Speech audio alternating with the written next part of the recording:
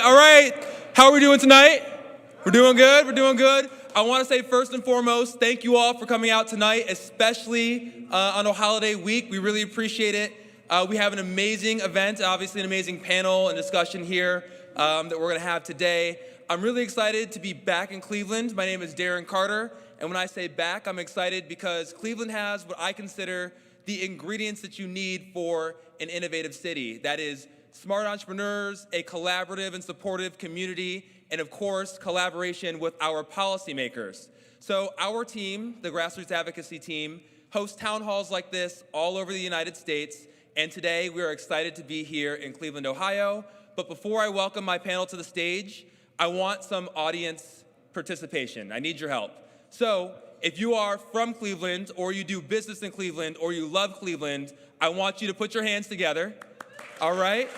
And I have the opportunity to introduce Paul Graywall, Chief Legal Officer at Coinbase and proud Cleveland native. So welcome Paul to the stage.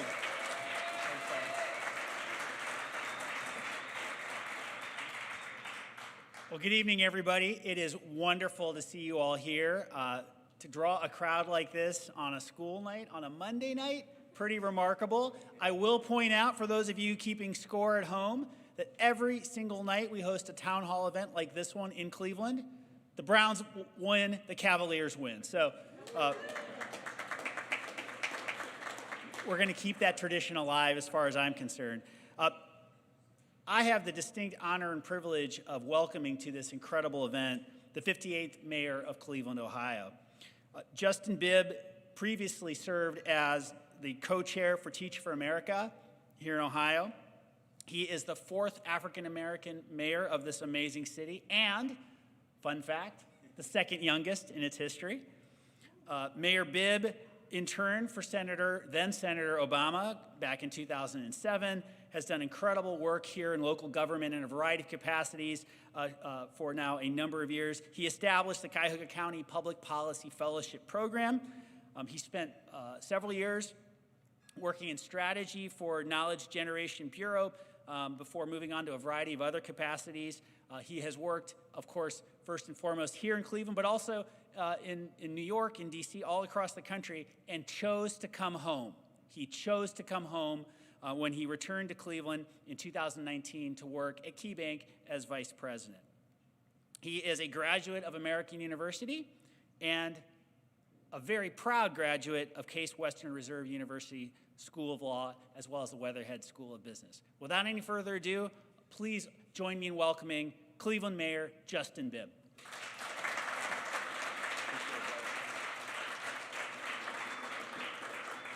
So, 2 funny facts I want to just elevate. One, Paul is a native Clevelander, is that correct? Yes, sir.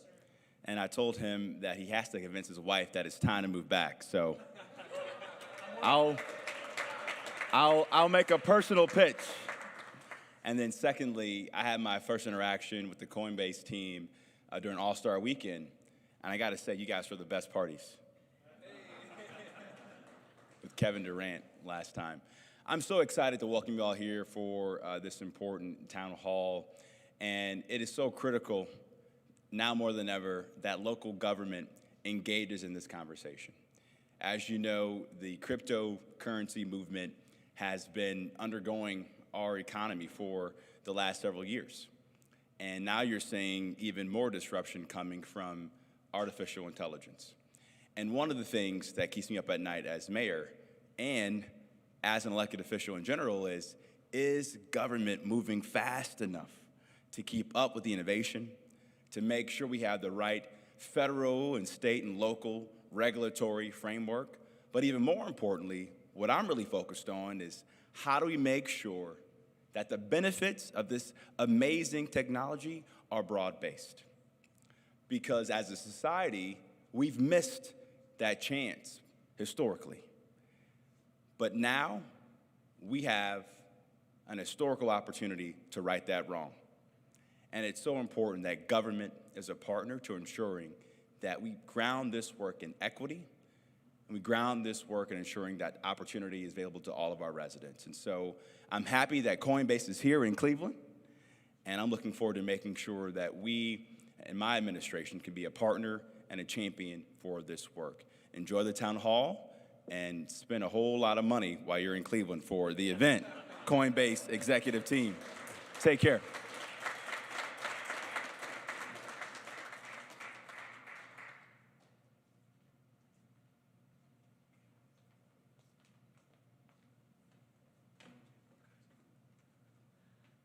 Well, thank you again, Mayor Bibb.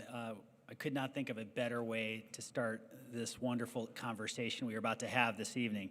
As our panelists walk up onto the stage and take their seats, let me just say without any further ado, thank you, each and every one of you, for coming out tonight. There is so much for companies like Coinbase to learn from the people actually doing the building in places like Cleveland and across Northeast Ohio and across America. And one of the reasons why I am so particularly excited about events like these is that it gives us a chance to learn from you as much as we may hope to teach. And so I want to just express my appreciation for that. Without any...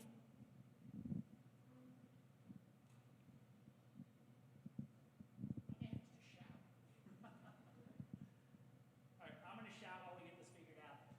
And because my microphone may not be working as well as some others, rather than introducing our panelists, I'm going to invite our panelists to say a few words, hopefully shorter, hopefully fewer words, so we can get to the conversation again about each of your stories and what gets you excited about blockchain. Amy, I want to start with you. Please introduce yourself to the audience. Hi, everyone. Is this on?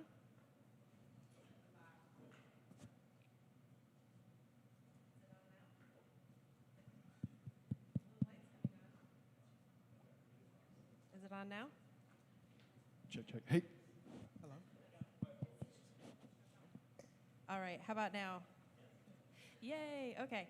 I'm Amy Newman. I'm the founder and executive director of Resourceful Nonprofit, which is a nonprofit that gives technology to other nonprofits, amongst other things.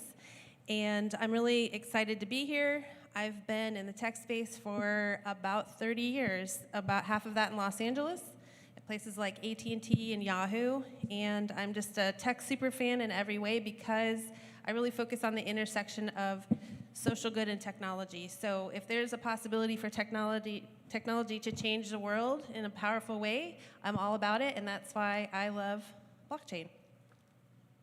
We'll just share for a bit, Amy, if that's okay. Well, welcome.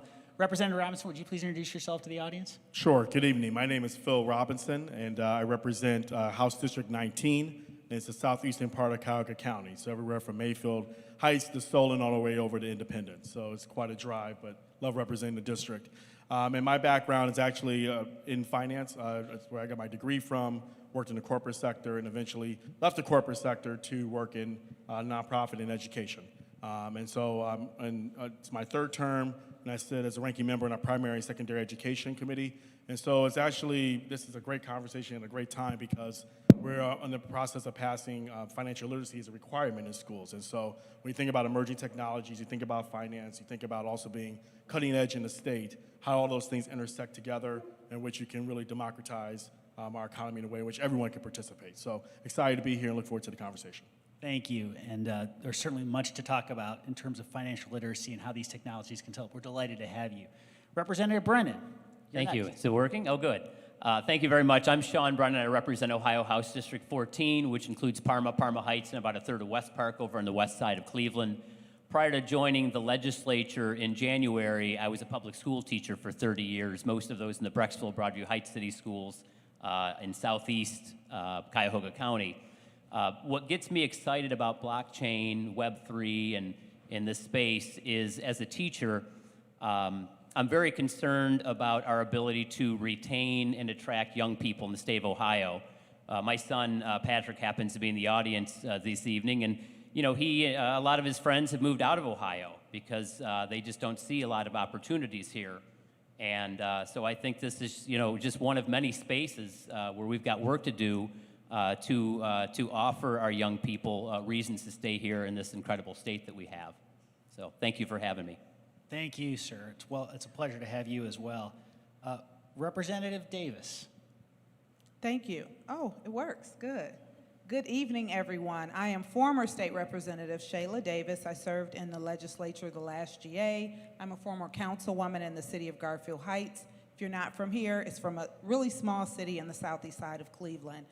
My background is in government and nonprofit. I've done this work for about 28 years. I'm very passionate about people, but more importantly, I sit here today as the president and CEO of the Ohio Black Legislative Caucus Foundation. So we are the nonprofit arm of the Black Legislative Caucus. So we handle all the education, policy work in the community across the state of Ohio. So I'm here to ensure that this work is really rooted in equity and that people like me are a part of these conversations as we move forward because it's so important. Thank you for having me. Thank you for joining us. It's a pleasure to have you as well. And last but certainly not least, from the Mahoning Valley, Justin, you want to introduce yourself? Yeah, my name is Justin Gilani, and I'm actually from the Youngstown, Warren area. I'm so glad to be up in Cleveland, back in Northeast Ohio. I spent quite a few years in the West Coast, in Los Angeles, in that area. Have worked with creators in the creator economy, but really excited about what blockchain can do and how really blockchain is this new innovation that we have. And innovation in Ohio has always meant jobs. We've been at the forefront of innovation with the automotive industry, aviation, as well as steel and whatnot. But I'm currently working outside the Warren area. Our family has a old lumber yard, and we're repurposing that. And we're basically bringing in the ability to use the blockchain, use crypto as well. And not only we have the city of Warren and we are having meetups there, but we're also working with Amish communities as well. So one would think, oh wow, the Amish, but yes, the Amish. And so I like to say blockchain is just not for boardrooms, but it's for barns too. Fantastic. Well, Amy, I want to start with you. You know, I think for those who may be less familiar with cryptocurrencies, blockchains, Web3, there may be a kind of stereotypical image of who's involved in these technologies, and you know, is this about anything more than just people betting on the price of these tokens we see listed? You've been involved in nonprofit work for many years here in Northeast Ohio. Can you talk a little bit about how nonprofits here are leveraging technology and especially blockchain-based technologies to great effect? Yeah, I think there is a little bit of a misnomer that blockchain is just cryptocurrency, and that is a critical and super cool element of it. There are also a lot of unknowns that people don't hear about as much, and that's all of the social impact things that can be facilitated by blockchain technology. So it enables, one of the biggest things is there are a lot of people in the United States, somewhere around 15% of the population overall, a little bit higher in Cleveland, who are completely unbanked, right? So they don't have bank accounts, they don't have access to traditional economic systems, and there's a lot of ways that you can get people who aren't traditionally banked or bankable into the economy in the United States, in Cleveland, globally, with blockchain. And it also facilitates a lot of ability to track things, like, for example, donations. If you want to, you can track exactly where it goes very specifically. It helps with, right now there's a big emphasis on nonprofits for showing the impact of their work, which makes sense. And so it's very easy to track impact more closely and allow money to flow out from foundations and other revenue sources to nonprofits by utilizing blockchain technology too. So I could probably list dozens and dozens of good applications. I'll leave it at that for now, but if anyone's curious, I could talk about it all day, and I love it. And there's just so much more to the picture than what you might just hear about day to day in media. There's a lot of ways that it is, being in the tech space for a long time, I had always envisioned one day that certain things would be possible directly person to person, and blockchain actually enables that. So I get super excited about all the things that are happening now that just weren't simply possible before blockchain. I really, really appreciate that perspective. Representative Robinson, you mentioned financial literacy as an issue that you care deeply about. At the root, I think of literacy as education. Can you talk a little bit about how those of us in the industry, whether we're at companies like Coinbase or building new emerging projects, can do a better job of educating all Ohioans, but certainly policymakers such as yourself and the people you represent on what these technologies actually mean and why they should care? That's a great question. So just so folks know, in Ohio Revised Code, which is our state statute, basically every money transmission is regulated, and there's a license that you have is regulated by the Department of Commerce. You'd be surprised how many people at the state house level, whether they're lobbyists or elected officials, don't know that. One of the first things to do is really education. So when we look at other states who have either a good process or good regulations, it first starts with educating everybody on, whether it's a technology committee or the finance committee and everybody in between at the state house, what exactly are blockchain or crypto, what all those things mean, but more importantly, how do you tie that to their community? So whenever state legislators normally meet, which I think my colleagues will agree with people, we always ask, well, what's the impact of my district? How does it affect the people who are living there? What are the opportunities? And being able to link that to being able to create it for jobs or for nonprofits, or how you can bring people who are sometimes not connected to the economic system the way we would like, brought back into it by some of these innovative technologies. It's a great opportunity. And so really connecting those dots, understanding how the state statute works, and really getting in front of members and constantly educating. And whether it's inviting them to see companies up close, whether it's bringing people to their office, all those things help in being able to do that. And then education is a great example, both higher education and primary and secondary education, figuring out how to get this, really this new wave of innovation brought in from the beginning to individuals to see the opportunity that they can play in it as well. One of the things I'm always struck by when I have a chance to meet with and visit with elected officials such as yourselves, how many issues you have to wrestle with every day and that are top of mind. And for those of us in an industry, you may think this is the entire universe. I know that for many of you, if not all of you, this is just one of many concerns, and certainly education is critical to understanding why this is something that you should focus your valuable time and energy on. Representative Brennan, I know you care a ton about education. You have a background going back decades in education. I know you're very proud of the fact that the Parma City Schools recently got a $4 million grant, courtesy of the taxpayers and government of the state of Ohio, in order to develop a program in the Parma City Schools. Can you just share a bit of your perspective on how small business owners, entrepreneurs like Justin, like Amy, others in this room, can work with the state of Ohio to get the kind of funding that might kickstart new opportunities, new jobs, new advancement for their neighbors? Right, thank you for that. First of all, I just want to send a shout out to Kristen Plageman, who is the grant writer for the Parma Public Schools. She just does phenomenal work along with her colleagues, the fellow teachers. I did a field trip there the other day, and just so proud of the kids that are just so engaged with their program, and they've won numerous awards, and so hats off to them for doing such a great job. What I would say about those in this space, as far as working with the state and seeking funding opportunities, I would begin for Northeast Ohio in particular saying, make sure you set up a meeting with Renee Ligon at Team Ohio, or NEO, Team NEO, excuse me. They are the regional affiliate for Jobs Ohio. They work with 18 counties here in Northeast Ohio and are really the experts when it comes to regional and state resources that are out there for startups and current businesses. They really want to work on helping businesses get off on the right foot, to help them grow and to see them stay here in the state of Ohio, in particular Northeast Ohio when it comes to Team NEO. There are lots of different grant opportunities out there as far as Third Frontier. From what I understand with regard to Third Frontier, though, is you've got to try to work with some of our local partners, our research institutions and universities and so forth. They also have a program available that will cover 2/3 of the cost for interns. You'd have to research all of the requirements for that. But that's an exciting opportunity for a startup. I know, alluding to what you were talking about before, all the issues we deal with as state legislators, it's me and it's my legislative aide.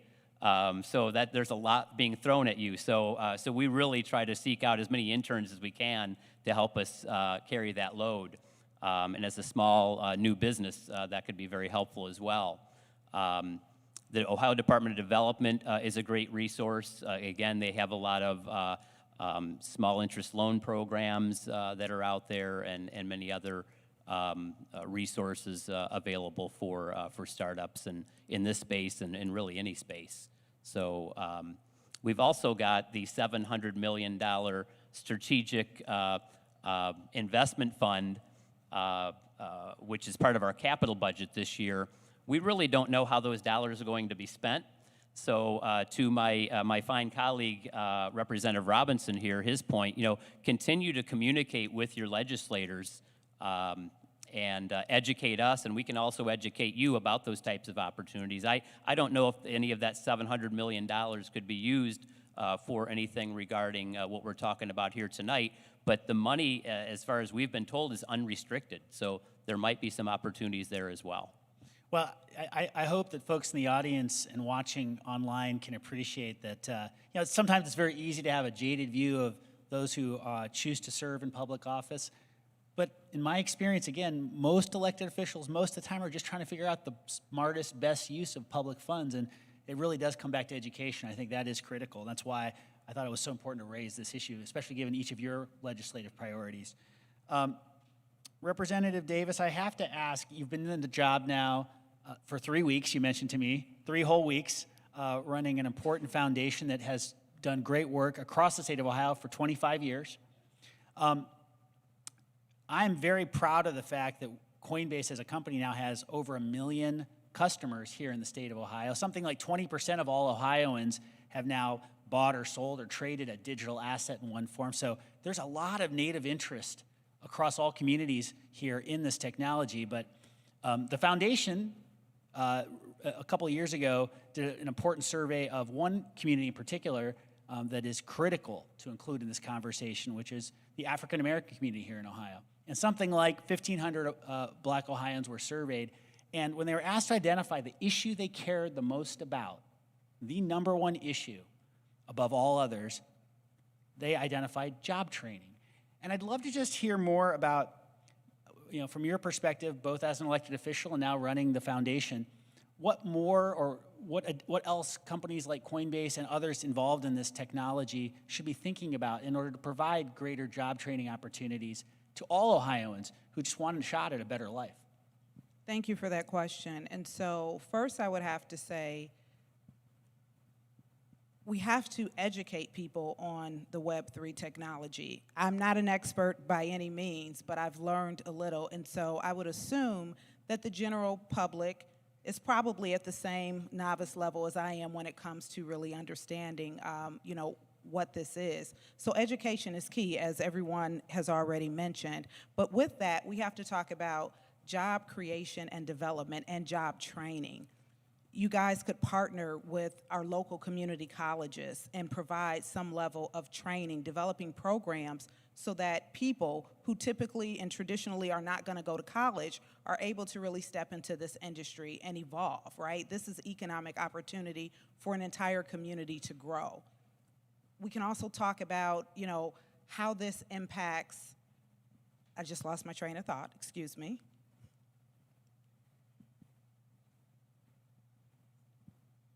Beyond the training that we're talking about, but also how this really impacts the Black community across the state of Ohio. So when I am showing up into these communities and I'm having different conversations, of course, one of the key things that I'm going to ask as a foundation leader is how are you showing up for the Black community? What are you doing to help them increase their footprint in the economic space? We know that the Black community is typically unbanked, and so this is an opportunity for them to have access to that. I would say, back to our legislators, it's important that we really start to talk about policy, right, and regulation around these things. That's so critical and so important. But overall, it's about job training and having access to that training. Some of what you're doing, that's amazing. We need to talk about how we can do that here in some of the larger cities. So thank you. Absolutely. And I'm so glad you highlighted the importance of building a new system, new opportunities for access because one of the things that I think has become abundantly clear to me in my 3.5 years at Coinbase, 3.5 years working in this industry, is that if after all is said and done and after all of these investments and efforts, we've simply replicated a new version of the old financial system with all of its old exclusions, all of its old biases, all of its old prejudices, let's call it for what it is, we will have missed a critical opportunity and frankly done our kids and our grandkids a great disservice. So thank you for that. Justin, I mentioned your presence here as a representative of the Mahoning Valley. You are in Warren. I want to be very precise about that. But you chose to come back to the Youngstown area for a reason. And I'm especially eager to hear from you. What do you think technologies like digital assets or cryptocurrencies can mean for opportunities in Youngstown, across the Mahoning Valley, for entrepreneurs and maybe non-entrepreneurs who haven't really thought about this technology very much? Yeah, and a lot of it, Paul, too, has to come down to just being aware of it. A lot of it has to come down to education. I am so excited that so many community leaders are up here. I am so excited to see so many innovators are in the audience as well. We've been doing this for a long time, and it's nice for us all to come together, whether it's Web3, whether it's blockchain, whether it's crypto. This has been a long time in the making. And when people say, why Ohio? I say, why not? Because at the end of the day, we have an amazing educational system. We have the Kent State, we have Cincinnati, we have Ohio State, we have the extension offices as well in these different satellite campuses. So we have an amazing educational system. We also have, the forgotten workers, or we have an amazing work ethic here in Ohio, and that's what I'm so excited. I'm 4th generation to graduate from my little high school in rural Ohio. I'm excited to come back. I'm excited to work with my grandfather who was a machinist and work with my mom and dad that are creating this business of creating automation. But as we're creating automation and we're looking at different ways of working, I find it important to come back to basically help build jobs, help train for jobs. So part of the thing too on this lumberyard complex is we're building residencies as well to bring in talent from the different cities within the state of Ohio to basically say, you've graduated from an engineering program, have you thought about coming to rural Ohio to actually work in this machine shop? Have you thought about a coffee shop that has a robotic arm that serves coffee, or an automated salad place? A lot of these things I got to experience when I've been on the West Coast, but I'm like, why not Ohio? And what I found is just by planting this seed and having some of these meetups, people are doing things already. There's this entrepreneurial spirit in Ohio. They just need to know that there's these options for technology. So I'm really excited. I see friends here, Rob Richardson from MidwestCon, doing amazing things in Cincinnati. There's Andrew Birchwell here as well, who's the Ohio blockchain, who's doing amazing things in Columbus. But we need to continue to unite, and I thank all of you for coming and having this conversation. Yeah, it's remarkable to me that we could find ourselves in a place where we might consider wasting the great talent that we have in this state, the potential we have in communities that we haven't necessarily always built bridges to. And I think one of the things that has me most excited about what we all can accomplish here using blockchains and digital assets and networked technologies is we can rectify that in a way that we just haven't been able to do for generations. It's long overdue.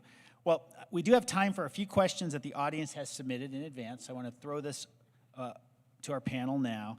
And I'm going to ask this of our entrepreneurs here, Justin and Amy. I think it'd be great for the elected officials and for our CEO to hear from you, given the work that you all do. We've talked about all the great things that blockchains and Web3 can do.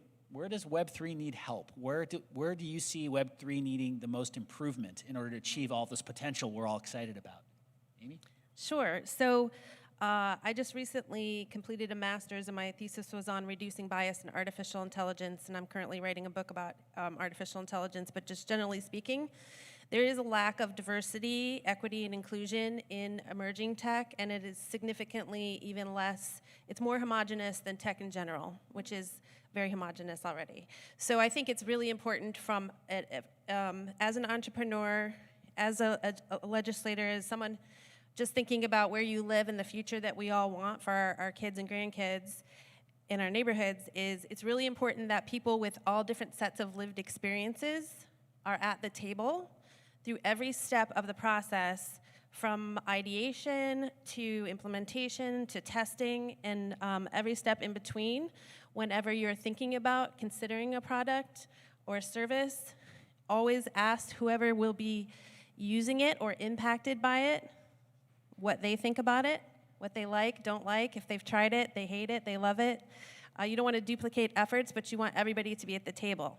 And to that end, a lot of what we were just talking about, education, it's really important that everybody, whether they have a lot of resource or access to connections and things like that, or they don't, there's a lot of talented people out there who just haven't had an opportunity to do traditional education. So there are a lot of things out there that people don't know about. For example, if you are a business owner, there are programs like Tech Cred in Ohio that will give you up to $2,000 per certification to retrain people and upskill people. And there are a lot of, from a nonprofit perspective, there are a lot of programs that, like a Microsoft and a Google and others, there's a lot of free certifications out there.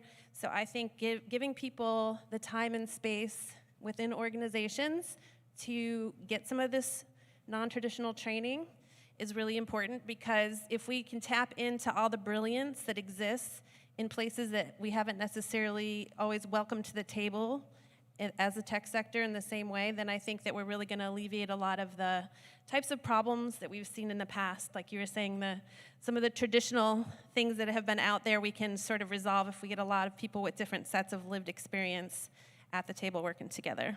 Yeah, you know, I mentioned the fact that we've now got 20% of Ohioans who have experienced digital assets or cryptocurrencies personally. They bought them, they sold them, they traded them. That's a wonderful statistic. I hope you all can see I'm quite proud of whatever role Coinbase has played in achieving that. That means we have 80% of Ohioans who have never had an opportunity. And how on earth are we ever going to have a chance to reach those folks if we don't understand who they are and make them part of the solution and not just come to them with a solution pre-baked?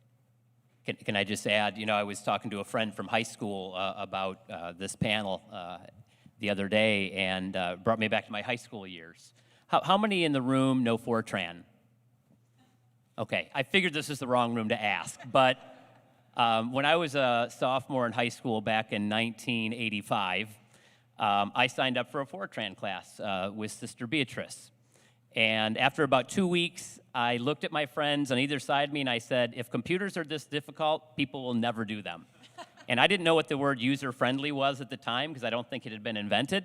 But people like Steve Jobs and other innovators realized that we've got to make this user-friendly if there's going to be growth in this industry. And I think that's my biggest piece of advice. I mean, you know, again, 20% is a good start, but if this is the wave of the future, you know, I think it's going to behoove everyone involved in it to make it more user-friendly and less scary to folks that are out there, because you know, the media, as we know, if it bleeds, it leads. So they only focus on typically the negative. And so, you know, as a school teacher, I saw this. You know, you would contact the media about all these great things going on in school, and they might show up for 1 out of the 10 press releases that you send out. But the minute something negative happens, you know, there's something involving drugs or a fight or something, which is very, very rare. But the media was there, and it gives the public the jaded view that you know, our schools are a wreck, and so I think this industry is dealing with the same type of problem in that, and so we've all got a job to do, and I think it's things like this that can help with that to dispel the jaded view that folks might have of crypto and Web3 technologies and blockchains. I want to turn to Representative Robinson, Representative Davis, any others who may have a view on this. You know, one of the reasons why Coinbase sees so much potential in our investments in Ohio and in partnerships locally here in Ohio is that there is this rich tradition of art, music, sports, really culture, right? However broadly you want to define it. I'm just curious, from your perspective, working for constituents day in and day out who have passions in each of these areas, Do you think there's an opportunity to leverage that history and that passion in the community for these different elements of culture to make the technology more real, more meaningful? I'll take this one, and I won't mess up, okay, guys? So I would say absolutely. One of the things that we have to do is tap into, people's expertise and what they really enjoy. So an apprenticeship program is extremely important. That hands-on experience. I am a visual learner, right? But everyone is not a visual learner. And so that hands-on experience, especially with the younger generation, I think is very critical and so important. So that has to be a part of the conversation as we evolve and grow. I agree, and the other thing that came to mind is just the public-private partnerships that happen throughout the state. Ohio has a rich tradition of doing that, and just thinking, even in my district, we have 20 chambers of commerce, and just thinking about the local level, having those conversations with those groups, the greater chamber of commerce throughout the state of Ohio, that's really fertile ground because those are also entities that are partners in really collaborating with the policy level, having conversations about where should we invest in which emerging technologies, where should we look to recruit. And we often talk at the State House about that the economy and the world are changing. And so it's no longer just getting the biggest, largest brick and mortar building or business into your community. It's how do you get a place, a destination that businesses and young people want to come to and then hopefully stay and be able to grow and thrive. And so I think there's opportunities to do that across all different industries, but chambers of commerce could be a good entry point, partnering with our state policymakers as well. Well, partnership, investments in the local community, I can't think of a stronger point to end on, so I think we're going to close it there. We have food, drink, and conversation that will follow, but before I lose the chance to do it, will you all join me, please, in thanking our panelists for this amazing discussion?